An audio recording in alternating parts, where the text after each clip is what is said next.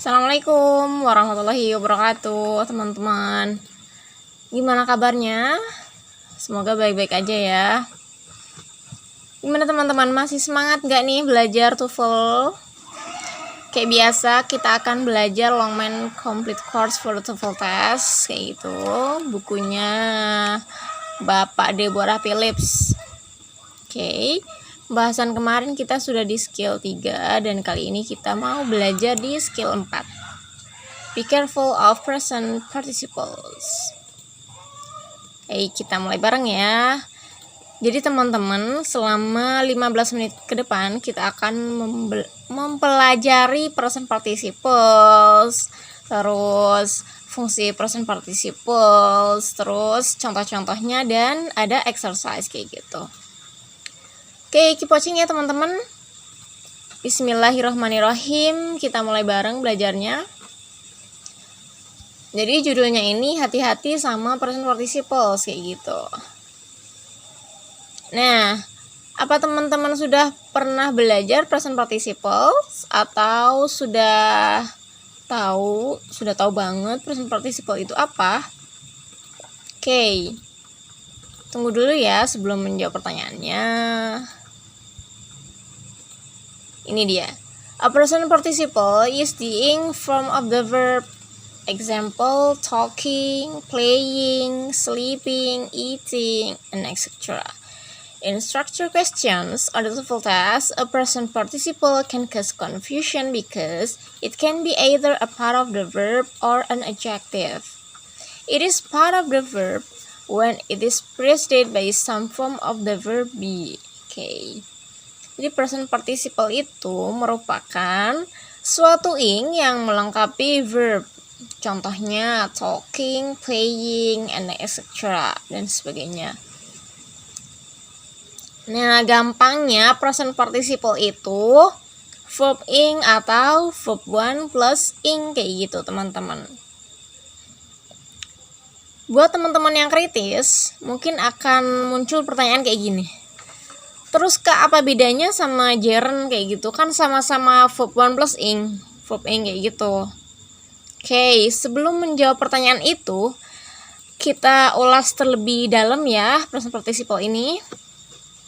Jadi, dalam question structure itu, pertanyaan structure pada ujian TOEFL itu, present participle bisa bikin kita bingung karena present participle itu bisa menjadi dua fungsi. Yang pertama, dia bagian dari kata kerja, dan yang kedua menjadi sebuah adjektif kayak gitu. Dari sini teman-teman sudah bisa mengkritisi ya, kalau present participles ini fokus ada dua fungsi kayak gitu. Fungsi yang pertama melengkapi kata kerja, fungsi yang kedua adjektif. Dan kedua fungsi itu tidak bisa dalam satu waktu. Artinya dalam satu kalimat itu present participle hanya menjadi bagian dari verb atau menjadi adjektif kayak gitu. Tidak bisa at the same time, itu nggak bisa. Nah, untuk gerund itu perbedaannya adalah pada fungsinya. Kalau gerund dia fungsinya sebagai kata benda. Seperti yang kita udah pelajari di skill 2 itu ya. Nah, untuk yang gerund itu fungsi kata benda yang dapat kita artikan sebagai pean. Contohnya nih, meeting, pertemuan, debating, perdebatan, terus apa lagi? Dan banyak sebagainya kayak gitu ya, teman-teman. Oke, kita lanjut present participle-nya. Jadi, teman-teman, present participle yang melengkapi kata benda itu diikuti oleh verb be kayak gitu. Contohnya nih, the example, the man is talking to his friend. The man ini adalah subjeknya, is talking merupakan verbnya, to his friend ini objeknya. Oke, teman-teman, is talking di sini adalah verb is-nya verb auxiliary, talking-nya verb ordinary. Dan talking ini merupakan present participle yang dia berfungsi sebagai bagian dari kata kerja. Nah, ini cirinya adalah diikuti dengan verb be. Oke, verb be-nya di sini is. Verb be itu apa kakak? Verb be itu kayak is, am, are, was, were, been, being, kayak gitu. Nah, in this sentence, talking is part of the verb because it is accompanied by is. Oke. Jadi present participle-nya itu talking. Kenapa? Karena dia ada is-nya, seperti itu.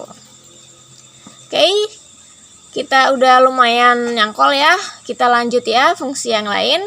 A present participle is an adjective when it is not accompanied by some form of the verb be. Jadi present participle yang dia sebagai adjektif, cirinya ketika dia tidak ada verb be-nya, kayak gitu teman-teman.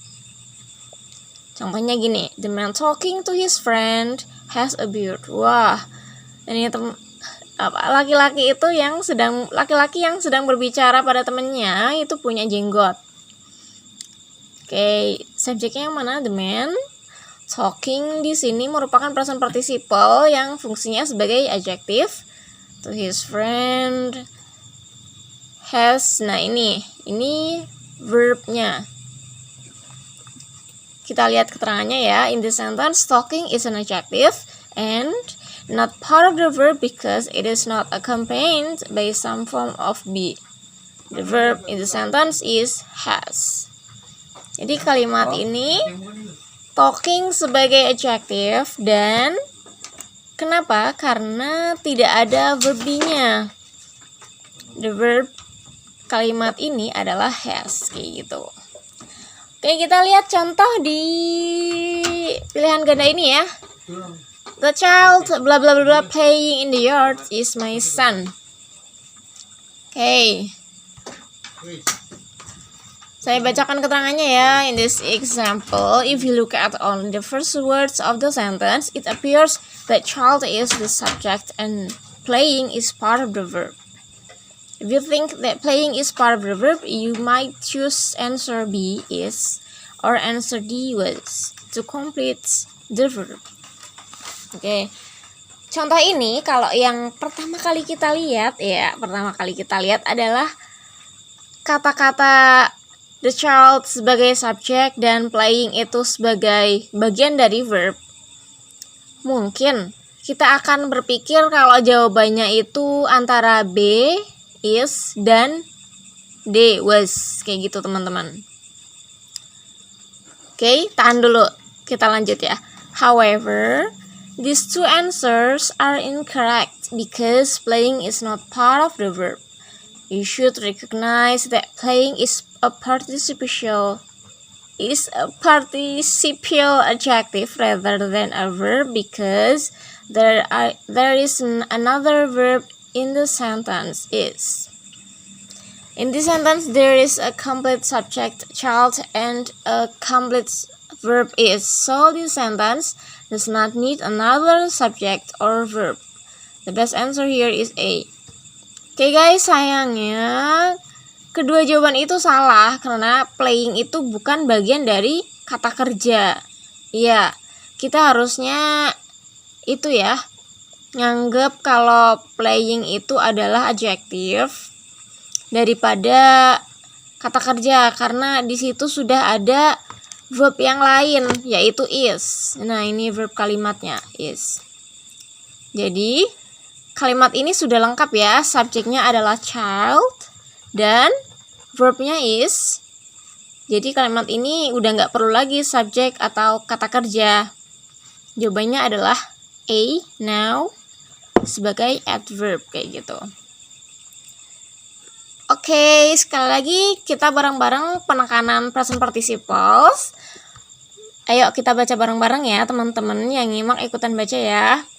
A present participle is the ing form of the verb. The present participle can be 1, part of the verb, or 2, an adjective. It is part of the verb when it is accompanied by some form of the verb be. It is an adjective when it is not accompanied by some form of the verb be. Oke, present participle itu merupakan verb ing. Ya, seperti yang sudah kita pelajari contohnya kayak sleeping, eating, dan sebagainya. Verb 1 plus ing lah. Dan present participle itu bisa berfungsi. Present participle itu memiliki dua fungsi. Yang pertama, dia bagian dari kata kerja. Dan fungsi yang kedua, dia sebagai adjective. Nah, gimana cara tahu bedanya? Cara tahu bedanya itu ketika dia berfungsi sebagai bagian dari kata kerja, maka dia terdapat verb be. Is, am, are, was, were, being, been, kayak gitu. Nah, untuk yang fungsinya sebagai adjektif, dia tidak ada verb be-nya. Gampang kan? Contohnya nih. Contoh yang pertama. The boy is standing in the corner. Jadi laki-laki itu berdiri di pojok kayak gitu. Nah, coba tebak ini kalimatnya present participle yang fungsinya sebagai apa? Oke, sebagai bagian dari kata kerja, a part of the verb. Karena dia ada verb be-nya. Yes. Oke, coba kalimat nomor 2. The boy standing in the corner was naughty. Wah, laki-laki yang berdiri di pojokan itu nakal. Oke, teman-teman, kalimat ini standing, kalimat ini ya, subjeknya adalah the boy. Standing ini present participle yang dia sebagai adjective. In the corner ini adverbnya. Was ini adalah verbnya. Kayak gitu. Jadi kalimat ini sudah lengkap ya. Notes ini adjektif ya. Oke teman-teman. Fix kalimat ini betul dan standing sebagai adjektif. Kalau misalnya, Kak, saya belum paham nih. Oke, nggak apa-apa, kita belajar dari exercise 4 ya. Oke, bismillahirrahmanirrahim. Nomor 1, di sini tulisannya correct ya. Coba kita analisis. The companies offering the lowest prices will have the most customers. Jadi perusahaan yang menawarkan dengan harga terendah akan mendapatkan pelanggan terbanyak. Apa iya? Bisa iya, bisa enggak, tergantung produknya apa, kayak gitu kan teman-teman. Oke, kembali ke sini, kita analisis kalimatnya. The companies ini adalah subjeknya. Subjeknya merupakan plural, lebih dari satu companies. Offering di sini adalah present participle yang dia berfungsi sebagai adjective. The lowest prices. Will have. Okay. Will-nya ini merupakan verb be. Have. Verb ordinary. Sorry. Ya Allah. Kenapa nggak connect dari tadi? Will ini adalah model. Dan have merupakan verb ordinary. Hey guys. Jadi verb auxiliary dan verb ordinary. The most customers. Ini objeknya. So kalimat di sini lengkap sudah ya, betul. Oke. Kita lanjut nomor 2. Lanjut. Those travelers are completing their trip on Delta should report to Gate 3. Jadi, para pelancong menyelesaikan perjalanannya ke Delta harus lapor dulu ke gerbang 3 kayak gitu. Coba kita analisis ya, kenapa kalimat ini salah. Those travelers ini merupakan subjeknya. Are completing. Are di sini verb be. completing verb auxiliary. Their trip on Delta. Their trip should report. Oke. Kalimat di sini salah karena terdapat dua verb. Satu subjek dan dua verb. Oke. Are completing dan should report. Jadi kalimat di sini mubazir, makanya salah double verb. Oke, fix. Kita lanjut ke nomor 3. The artisans were demonstrating various handicrafts at booths throughout the fair. Jadi para pengrajin mendemonstrasikan berbagai macam kerajinan tangan di booth itu ya. Apa itu maksudnya? Kayak di stand-stand gitu loh. Di stand pameran kayak gitu. Jadi subjeknya the artisans were demonstrating, ini verbnya. Various handicraft, ini objeknya. At booths throughout the fair, ini adverbnya. So kalimat nomor 3 adalah benar. Oke, teman-teman, sudah jelas. Di situ present participle-nya sebagai a part of the verb. Jadi selalu diikuti oleh verb be. Kayak gitu ya, teman-teman ya.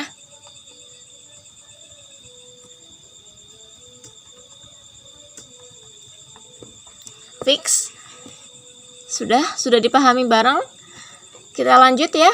Nomor 4. The fraternities are giving the wildest parties attract the most new pledges. Oke. Ini artinya persaudaraan memberi pihak terliar menarik janji paling baru. Oke, asing ya bahasanya ya. Kita analisis ya coba ya. Kurang lebih artinya kayak tadi, kayak gitu. Nanti teman-teman bisa cek lagi deh. The fraternities ini merupakan subjeknya. Are giving ini adalah verbnya. The wildest parties. Ini objeknya attract. Oke, kita menemukan sesuatu yang ganjil nih. The most new pledges. Jadi ada the wildest parties, ada the-nya nih. Dan juga ada the-nya nih, the-nya lagi. Terus ini apa dong? Ini adalah verb. Dan are giving adalah verb. So kalimat nomor 4 double verb, jadi incorrect, salah. Oke, kita masuk nomor 5 ya teman-teman ya. The first team winning 4 games is awarded the championship. Oke. Tim pertama yang memenangkan 4 pertandingan dianugerahi kejuaraan, kayak gitu. Coba kita analisis. The first team ini adalah subjeknya. Winning merupakan present participle yang dia sebagai adjective. For games is awarded merupakan verbnya. The championship. Oke, kalimatnya benar. Lengkap, ada subjeknya, ada verbnya, tidak ada yang double kayak gitu. Sudah ya. Kita lanjut ke nomor 6. The speaker was trying to make his point was often interrupted vociferously. Ya guys, pembicara yang sedang mencoba menyampaikan maksudnya sering terputus-putus. Ini terputus-putus nih. Jadi teman-teman, kalau kita analisis kayak begini. The speaker ini subjeknya, was trying adalah verbnya, to make his point was often interrupted. Often juga bisa sih. Ini tergantung logatnya apa gitu ya. Interrupted Kalimat nomor 6 itu salah atau benar? Kalimat nomor 6. Kalau kita lihat-lihat ya, ini ada yang ganjel. Kenapa? Coba lihat verbnya. Oke, double ya. Was trying dan was interrupted. Kalau often ini adalah adverb, dia bukan verb. Jadi ini dia. Was interrupted dan was trying. Fix kalimat nomor 6 incorrect because there are double verbs. Nomor 7 sampai 10 coba teman-teman kerjain ya. Kita lanjut bicaraannya di kolom komentar. Terima kasih sudah menonton, tetap semangat. Bismillah, pasti bisa. Wassalamualaikum warahmatullahi wabarakatuh.